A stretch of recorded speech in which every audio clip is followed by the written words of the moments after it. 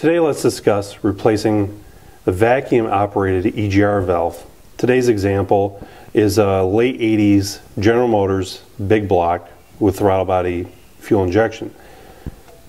This has been having some issues with the EGR valve sticking open, causing a low vacuum concern and poor drivability. You can see we've already gone ahead and replaced the vacuum control solenoid. Not a bad idea to replace these in pairs.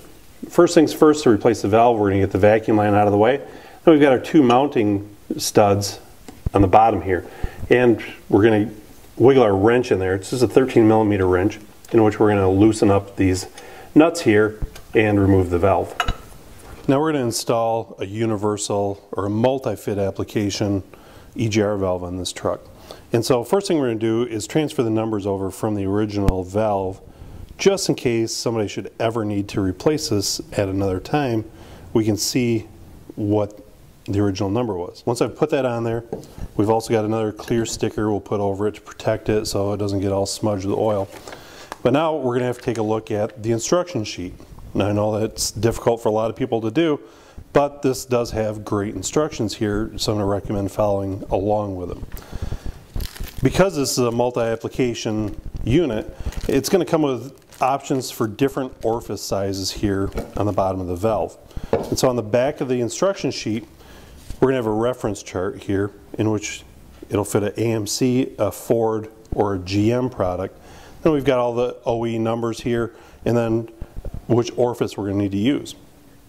So if we look at the chart here and we find our valve, which is a 170-87189, it is not required to replace a smaller orifice washer in here. Now because this is a big block, it's flowing a lot of air, and so it's able to overcome a lot of EGR flow. Now if this is something smaller, like a 4.3 liter, let's say, or a smaller displacement engine, we're going to want to make it a smaller opening so the EGR flows a much smaller amount of air and doesn't kill the engine.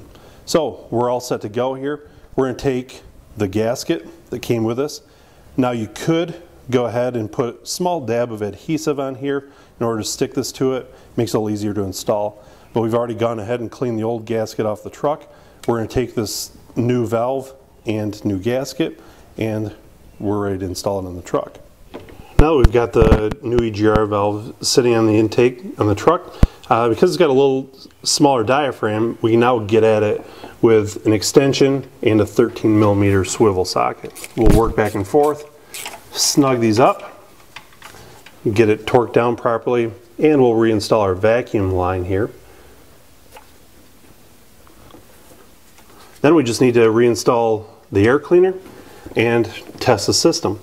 Now, if we have a scan tool, we can run some bidirectional controls here, ensure that when we command the vacuum solenoid on, it applies vacuum to the valve and the valve opens up under the proper conditions, or we can take it for a test drive and see if any trouble codes reset. But now we've just explained how to replace a vacuum controlled EGR valve.